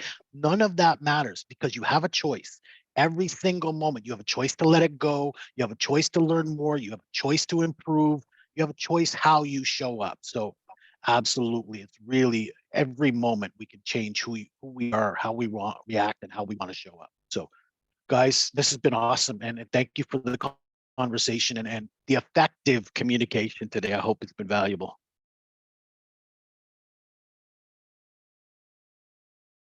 Thank you. That was very nice share that you put there. And thank you for extending the invitation to the men's room. And yes, it is moderated by me as a woman. The reason why I do that is I put together the platform, the space, that safe haven to happen. And I see myself as the moderator. I'm just going to sit back in the wings and let the conversation happen as it should. And we can have conversation that's open, honest, provocative. It could be something difficult. It could be something that's celebration. It's all of those things. And that's why we decided, in honor of International Men's Day, as a way to showcase that the space was available, that we are working towards something that isn't just a one-day event or a one-week event out of the month, that it's something that we are passionate about moving forward. And so, if you know of someone that would love to join our panel, we even open it up if anyone wants to come in and join the panel on any one of the weeks. We're excited for that to happen. If someone wants to share a topic that they'd like to see us go down, we can do that too. And really, all topics are welcome. There's nothing that we couldn't talk about. And my ears have heard a lot. I just happen to hear more things as a men's empowerment coach behind the scenes. So if you think that my ears can't handle it, it can. I've had all kinds of things come up, things that are said, and I created the safe space so that could happen. And so that will be something that's important for that space to continue. Is it's got to feel good for the people being involved.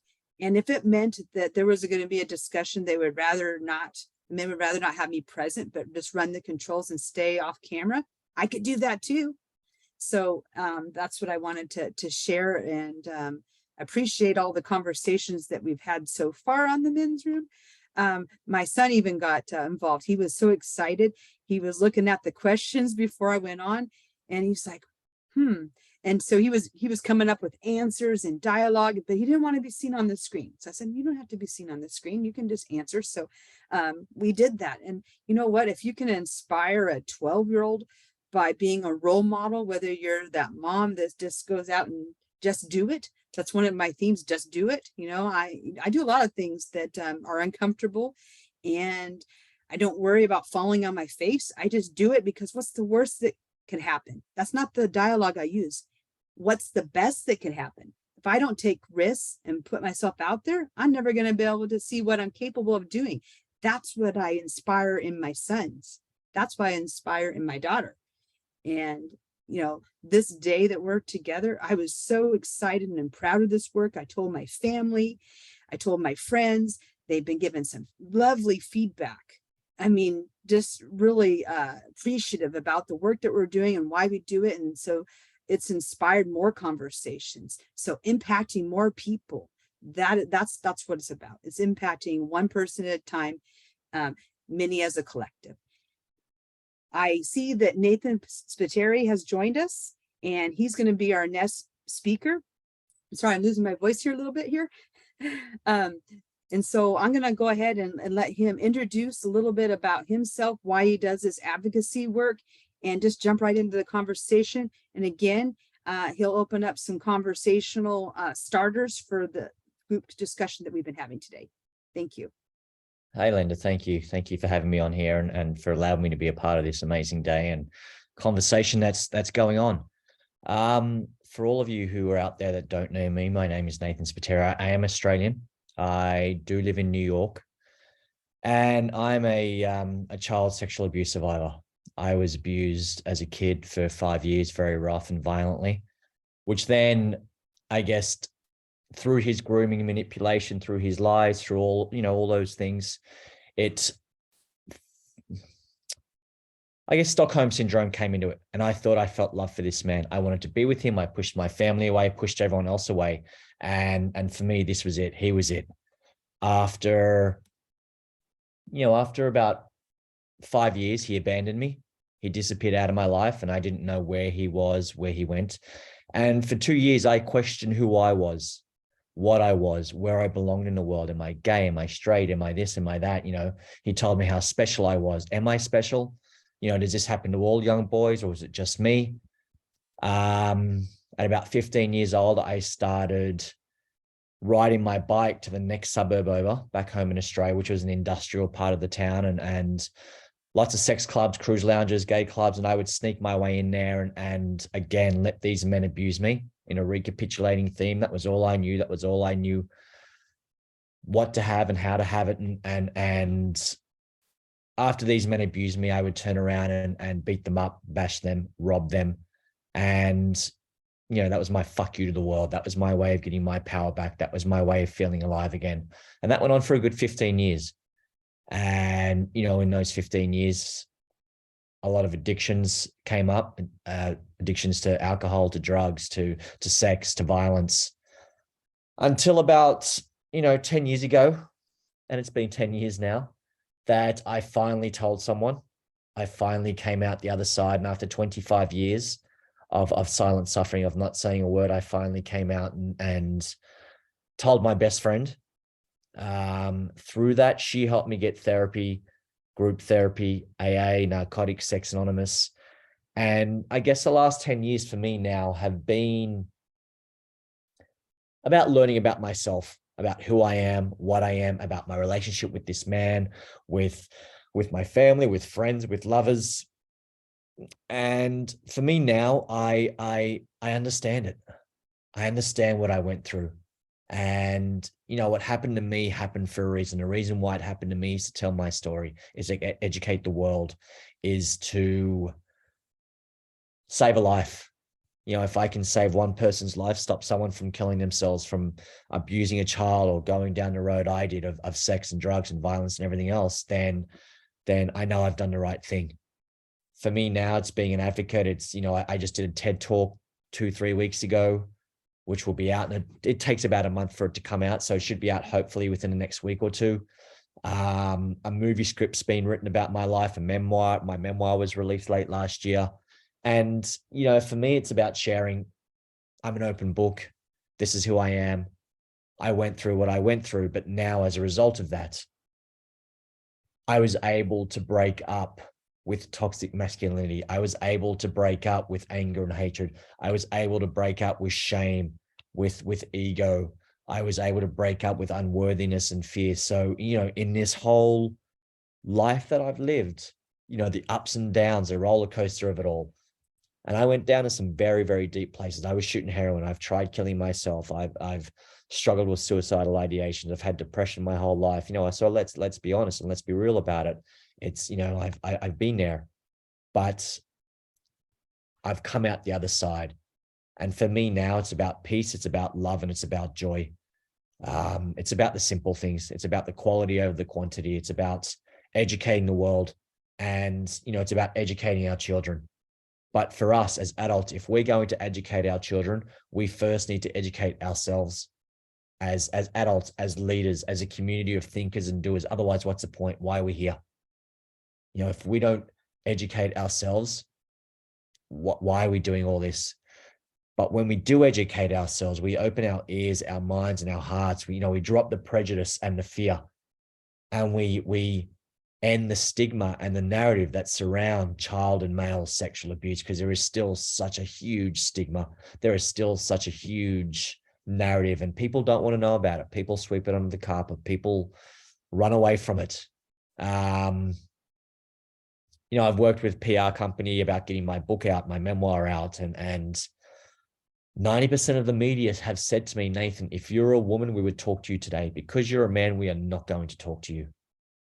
So that just shows where the world is at, and how, as a society, we're not ready for this. We're not ready to talk about this. We're not ready to deal with this. We're not ready to educate ourselves on this. So, you know, something needs to be done. Something needs to change. Sorry, I'm just putting my computer cable in. Something needs to change. And it's efforts like this, it's movements like this, it's people like us who are able to do this, who are able to, you know, my coach who I worked with on my TED Talk said, Nathan, you are the pioneer of this. You are the very first to be so open and honest and vulnerable and real about your story, and to put all the details in. And in doing that, to be the first, you are going to get all the no's. You are going to get all the rejections, but all you need is that one yes.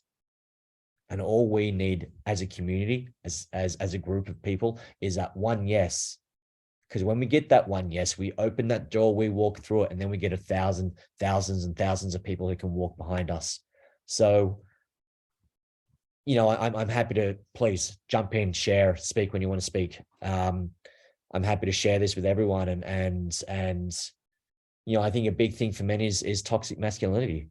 And toxic masculinity is the outgrowth of men being groomed into believing that vulnerability, communication, talking about the darkest secret of your life is bad, it's wrong, it's not manly. And we need to change that. And I guess the only way we do change that, again, is by education, is by coming together, is by having these conversations, having these days, and doing it on a larger platform, doing it as big as we can. And that's why, for me, the memoir was an important thing. My TED Talk was a very important thing. And you know, doing a movie or doing a TV series is a huge thing, because that's the only way we're going to get it out there global. That's the only way we're going to get it out there to the world. We need days like this, but we need more than this, because yes, we know about this, and I'm not sure how you guys have all coped with it, but I've told my friends, and I've spoken about it and posted about it on my socials, but no one cares. No one gives a fuck about International Men's Day. Who cares about Men's Day? Let's be honest. That's kind of the attitude, and that's kind of the thing I got back. The replies. They got more important things to worry about. They got more important things to deal with.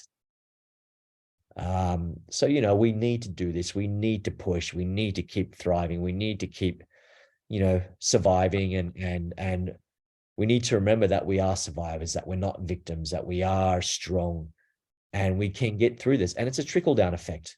You know, you get these men who have been abused, or whatever situation they've been in, who are drug addicts, who are alcoholics, who beat their wives, who are murderers, who whatever.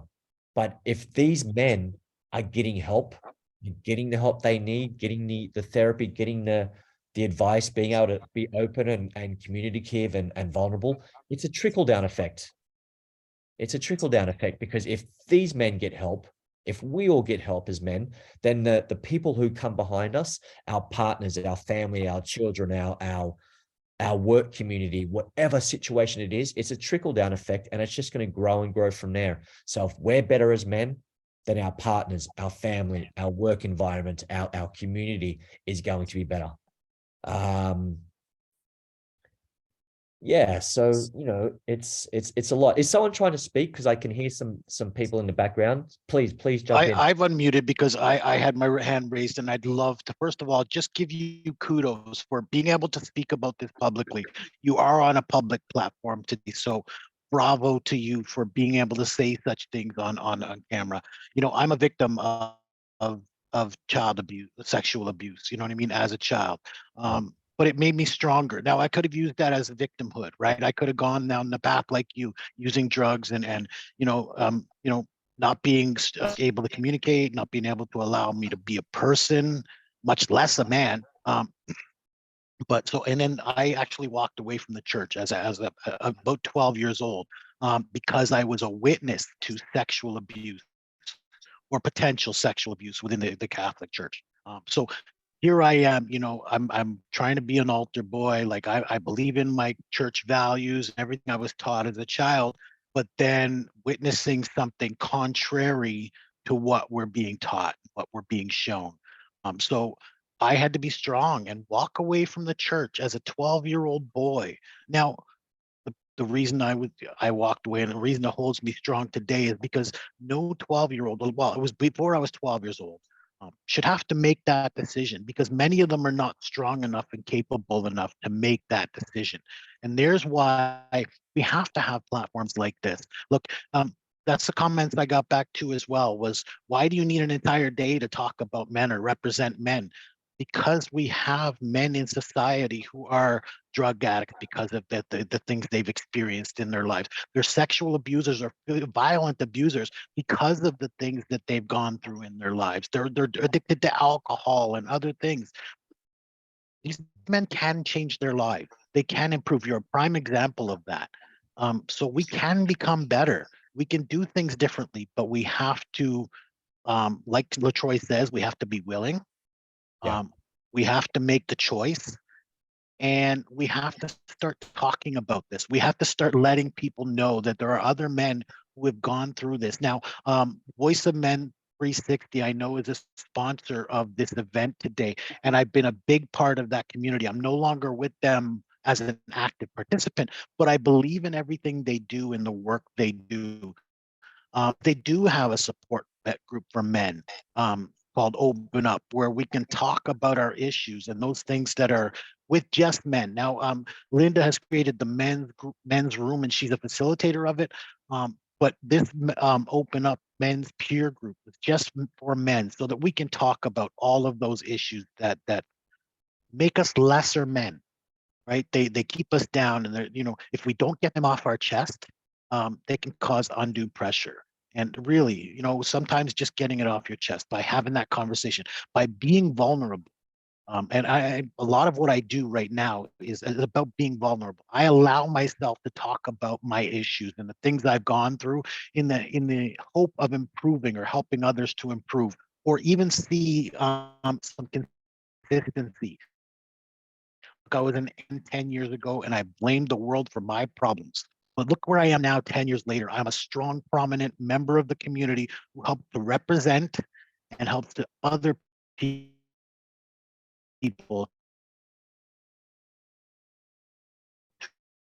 to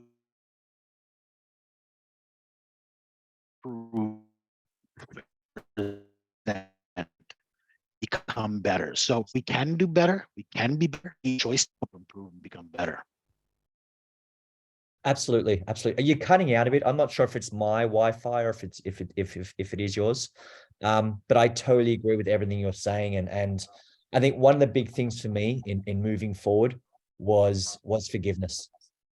If I didn't find forgiveness in myself, if I didn't forgive myself for what had happened to me and for things that I'd done, and if I hadn't gone a certain way, forgiving this man for abusing me and doing what he did to me, then the anger, the hatred would still live inside of me, and I would not be able to move forward. I would not be able to thrive, to like you said, be an active community member. I would still be stuck where I was. I would still hate the world. I would still hate myself. I would hate everyone around me. I wouldn't be able to be vulnerable. I wouldn't be able to talk about how I was feeling. So forgiveness was a huge part of my healing process. And also understanding that, and this is one thing that my therapist said to me, was, Nathan, if you could go back today and speak to your 8-year-old self, what would you tell him? And the biggest thing for me, and what I discovered and was that it wasn't my fault. And if I could go back, I would tell myself it wasn't your fault. And once I did that, again, the layers started peeling off, the weight started falling off, and I was able to understand my relationship with this man. I was able to understand my relationship with family, with friends, with lovers. As I said, I was able to move forward. And then again, just writing a letter. My therapist said, Nathan, write a letter to your to your abuser or to your traumas, telling them, and this is part of group therapy, so she said this to all of us. She told us all to write a letter to our abuser or to our traumas, telling them that they do not own us anymore, that we are free from them, that we are strong, we are thriving, and we are powerful. And, I didn't write that letter for a good 3, 4, 5 years. It was a long time because I wasn't there ready. I wasn't mentally prepared. But once I was able to, once it came, I wrote that letter, and, we were able to do whatever we want to do with it. We could burn it, give it to our loved ones, take it to our grave, keep it on us forever so we can see how far we've come. I wrote this letter, I held on to it, and then I burnt it. I burnt it with a little toy car that he gave me, that this man gave me. So I burnt them together. That was another big step in finding closure, because he's dead. I never got to have my closure with him. I never got to have I wanted to sit with him and speak with him and ask him why me? Did it happen to you? All of that stuff. I didn't get that opportunity.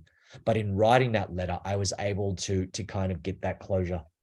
Another thing is when people say, Nathan, just get over it, just move on. It was, 30 years ago. What are you doing?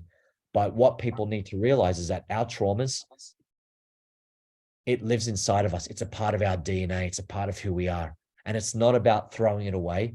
It's about living with it, understanding it, educating yourself on it, and moving forward with it, breathing through it. See where it hits us on our body, see what it does to us, sit with it, and then educate, grow, evolve, move forward with it. And one of the other big things that I learned from or in my healing process was group therapy. And our therapist asked us all to talk about something we were proud of, something we'd achieved in life. There were about 5 of us in group that day. And I was last to go, but everyone else started speaking. And halfway through, I just started crying and crying and crying. There was still, 2 people to go, and I couldn't stop crying. It came to me, and my therapist said, all right, Nathan, your turn to share. What is it that you have achieved or that you're proud of in life? And it's funny, I'd hit so many rock bottoms in my life before, but this is my true rock bottom. My true rock bottom was actually in group therapy about a year after coming forward about what happened to me, about opening up about what happened to me, is when I hit my true rock bottom. And it's when it was my turn to share. And I just looked at everyone. I couldn't talk. I was crying. And I just said, I've got nothing. I have absolutely nothing in my life that I've achieved, absolutely nothing in my life that I am proud of. And it broke me. It absolutely broke me. But then there was a little guy who was in therapy with us in group. He leaned into me and said, Nathan, you are here. This is what you should be proud of. This is what you've achieved. And that was the moment, as much as I hit rock bottom and it was my worst, that was the moment that I realized that showing up is what mattered most. Whether it's the first time you're speaking about this, whether it's the 100th time you're speaking about this, it's about showing up. It's about being present. It's about showing vulnerability. It's about taking ownership. And that was a big thing as well for me, was being able to take ownership, taking ownership of the good, the bad, the ugly. I've done a lot of bad things in my life. I've hurt a lot of people in my life, and I own it now. I know what I've done. And that was another big step for me to be able to move forward. That was another big step for me to be able to find peace, get closure, and let go of unworthiness and fear, let go of ego and shame, was taking ownership of who I was and what I was. And bring them all together. All of these things that I've spoken about, all of these things that I've done is life-saving. And I'll say it till the day I die. Therapy saved my life. Therapy was a big part of my life, and it saved me. It really, really did. And I'm here and I'm thriving, and I'm finally open to love. I'm open to relationships. I'm open to friendships. I'm open to everything that comes my way. And as a result of this, as a result of my past, as a result of talking, as a result of sharing and coming clean. And like I said, owning my shit and realizing it wasn't my fault and finding forgiveness. I've met some amazing people in this world who are on this same journey as I am, and some amazing people who want to support me and help me. And I have some amazing things coming my way. So I'm excited for the future for the first time. You know, I don't want to kill myself anymore. I don't think about it anymore. I don't want to hurt myself anymore. I don't want to hurt anymore. I just want to feel love and peace. And it's an exciting time. And you know, us coming together, us talking about this, having International Men's Day, which hopefully every year it grows and grows and grows, and we get more corporate sponsorship. We can get more people involved. We can get more TV and newspaper coverage. The bigger, the better. The more we're going to help, the more lives we're going to save. Yeah, it's there's a lot out there, and there's a lot we can do. So I think we need to start doing it. So Thank yeah. you for starting the movement, Nathan. Okay. Because it started with you on your journey, and then it's going to expand. Look where we're at today. We got all the people online, and yeah, we had some people say, what's National Men's Day and why would I care? And they didn't really come on board with us. But to come on board, it just means that they're not ready for us yet. And the people that are here, and the people that are ready are the ones that are going to go out and advocate, educate, inspire. And so I thank you for your story. It's huge to be able to start from yourself. And I have found that the best healing happens when you take your traumas and you, like you said, you own them, you accept them, you put love and care into yourself. When you start to heal in that way, that's when you're ready to go out and do all of the advocacy work at that point. And so all of your journey that you've gone through that's been hard and difficult and emotional is prepared you for what you're doing today. And Absolutely. And I wouldn't change a thing. People always say, would you change your past? Or if I have regrets? Yeah, I have regrets because I've done bad things. I've hurt people.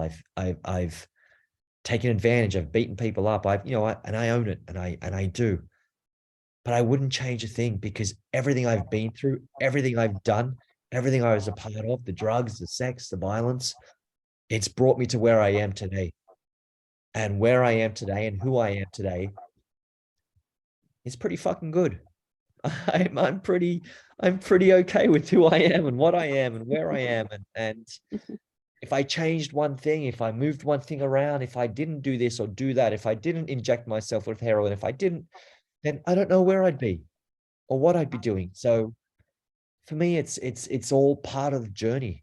I was meant to go through it. I was meant to experience it. I was meant to do the good and the bad things. And because it's all education, it's all growth, it's all evolving, it's all me as a person, as a human being. It's about me learning about life. It's about learning about human beings, about communication, about relationships. And I look at my friends, I look at my best mates in Australia, and some of my very good friends here in New York. And I spoke with one probably 3-4 days ago. Married, don't have kids. And I said, how are you? And he's one of my bestest mates. And he goes, I hate my life. He goes, I live day to day to survive. That's all I'm doing is just surviving. I get up in the morning, I go to work, I come home.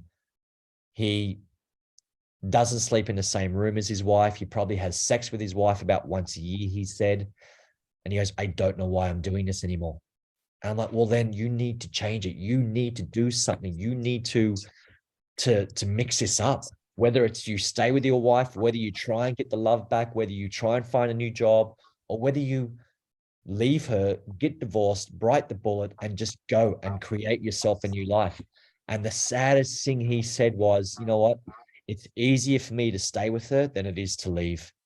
And I think that's the problem with so many men in the world. And it's men like this guy, and I love him to death, who in 5 years' time you'll hear about killing his wife and killing himself, or going on a massacre, or doing something crazy, because he's going to wake up one day and resent and hate the world, resent and hate his wife, resent and hate himself, and just want to be done with it and do something crazy and something stupid. So it's, it's amazing that these people, these men know it. They communicate it themselves and say, listen, I hate my life and I'm just existing, but they don't want to do anything about it. And for them, it's easier to stay in this environment and in this train of thought than to actually do something. And I'm like, well, fuck me, and he blames his wife. I'm like, well, you can't do that. Yes, she may, she's a facilitator, but you're the one who needs to do it. You're like my story. You need to own up, and owning up is what mattered most, is owning your shit and being present. And that's where it begins. And I think that's the problem with society today. And I think it comes again through social media, is that people don't want to do the work on themselves because it's too much, because they're afraid of what they're going to discover. They had the perfect wife, the perfect job, the perfect husband, the perfect career, the perfect car, all the money in the world, but they're miserable. And if they do the work on themselves, they're going to find out just how miserable they are, and how all of these possessions they have and all of these things they have is irrelevant. And if they do the work, their little bubble is going to burst. They're going to realize, holy shit, none of this means anything to me. And they need to start again, or they need to reassess, but they're not willing to do that. It's just too much work, and let's just stay where we're at, pretend we're happy, pretend we have a great life, be social media happy, and live life that way. So I think that is a huge problem with society. That is a huge problem with the world. And that my best mate said it himself, that he hated his life, that he was miserable. But he also said it's just easier to be that way than to change. So what do we do? What do we do as a society? How do we help him? How do we help all these millions of men and women who are in this situation to change it, to get out of it? And we can talk to them until we're blue in the face. It's up to them to want to do it. And, I'm sure we've all heard the saying, it's okay not to be okay. The big saying, are you okay day? But I think above that, we need to go another step. Yes, it's okay not to be okay, which is what my friend is. But the step above that is, it's okay to say you're not okay. It's okay to show you're not okay. It's okay to want to change that you're not okay. And that's what we're not talking about. Yes, it's okay not to be okay. But then what do we do? How do we move forward from there? We need to say it's okay to show you're not okay. It's okay to talk about not being okay. It's okay to want to change not being okay. And that's what we're not doing. So yeah. So that's my 2 cents worth. You know what, Nathan, you made me think when you were speaking earlier, and this is something I hadn't been choosing for myself, is I wasn't choosing myself every day when I woke up, right? I wasn't letting my light shine, regardless of if I was by myself or if I was around other people. And now to this day, it doesn't matter what door I walk through. It doesn't matter if I'm in a room by myself, that I will let my light shine. If it makes other people uncomfortable, that's their stuff. It's not my stuff. Exactly. Right. And I realized through that process that whatever's inside of a person has no choice but to come out, but it actually has nothing to do about me. That's them. Right. And I was making it myself because I was a people pleaser for so long time. But to choose myself, to not let my light dim around other people, no matter what state of mind or state of heart I'm in, to let my light shine, to not be afraid of that part of myself. There's so much value in the stuff, right? It feels so uncomfortable that most people will run from it their entire lives without realizing that's the very thing you should be going towards. So yeah, thank you for sharing all that, Nathan. Absolutely, because that stuff is that's the meaty part of life. That's what's going to give you life. That's what's going to educate you. That's what's going to make you the person that you are is running into the shit, running into that heavy stuff. And like you said, for people who don't want to know about it, it's too much. They're battling their own insecurities. They're battling their own shit. And what we're talking about and what we're doing and how we're acting is bringing it out in them, and they're not ready for it. They don't know how to handle it. So that's a really good point. Thank you. Thank you, Letroy. Yeah,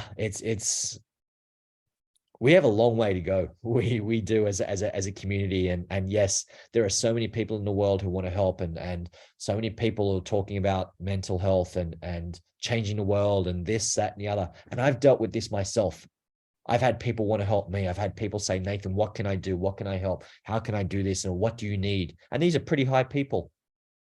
But it comes with a catch, because the next thing they ask me is, how much money am I going to make from this? What am I going to look like? And what am I going to get out of this? So a lot of people who say it, they're not genuine. They're not doing it from the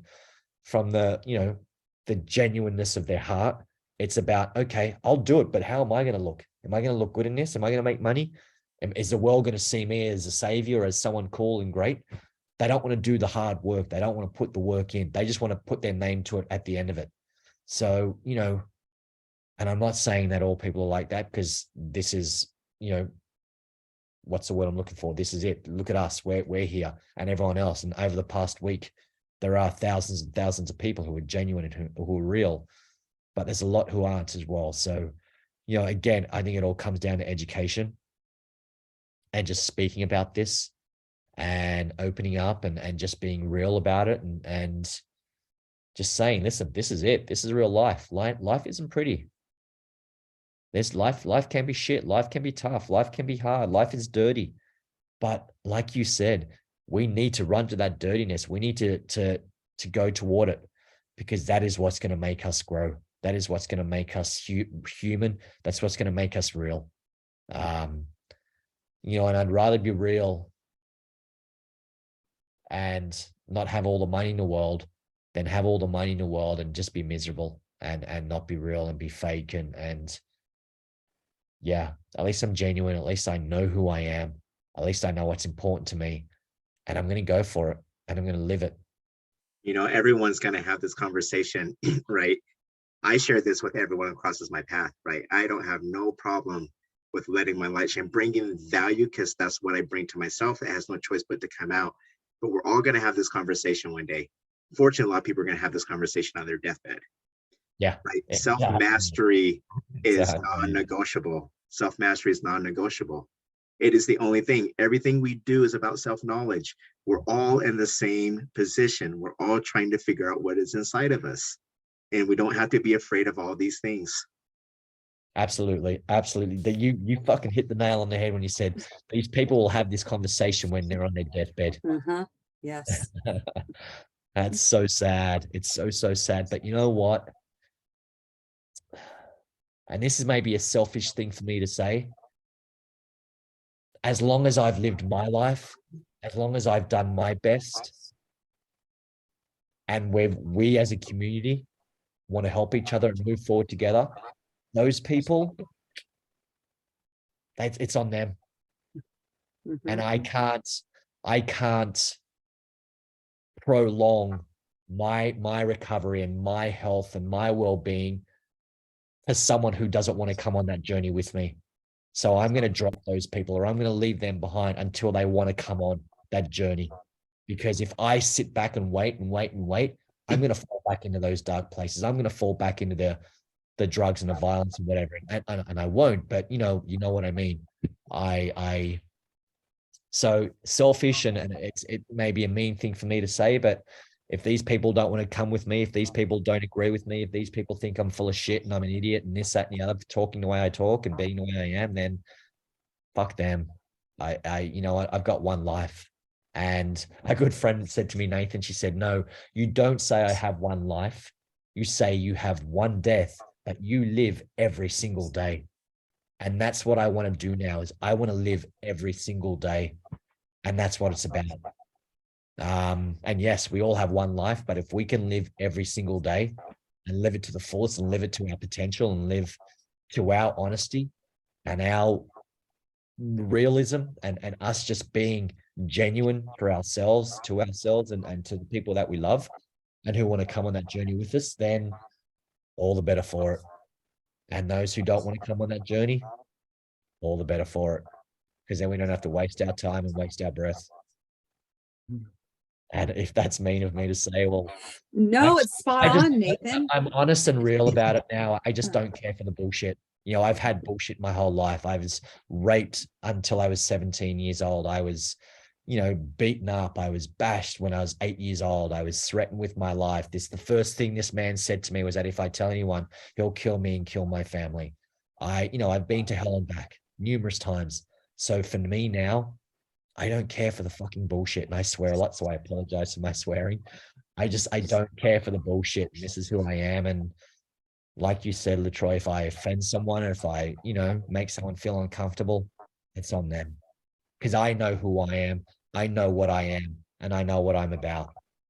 We can't be in two places at once, right? Either this, and it sounds selfish because we're not used to this type of conversation, but either I choose to be here or I choose not to be. If I'm not here, then I'm out there and I have zero control over my life. Yes. Yeah. These are great points, guys. Yeah, just awesome. Nathan, thank you so much for just being here. And I just really, really enjoyed hearing all your points here and also hearing about your journey and your story. So I express my appreciation for that. Yeah. Thank you. I appreciate that. I do. And, I think, if we can just keep on this journey and keep on with International Men's Day and hopefully next year we can get more people involved and more people want to listen. And, it's, let's be honest, it's sad. There's only 4 of us on here. There should be 400 of us on here. There should be 4,000 of us on here. Because we all have something to say and we can all learn from each other. So as much as we're all learning from each other, imagine if there were so many more people here to share, or even just people here to listen, even if they don't want to share, just listen to us and then take away what they need to take. Yeah. So I think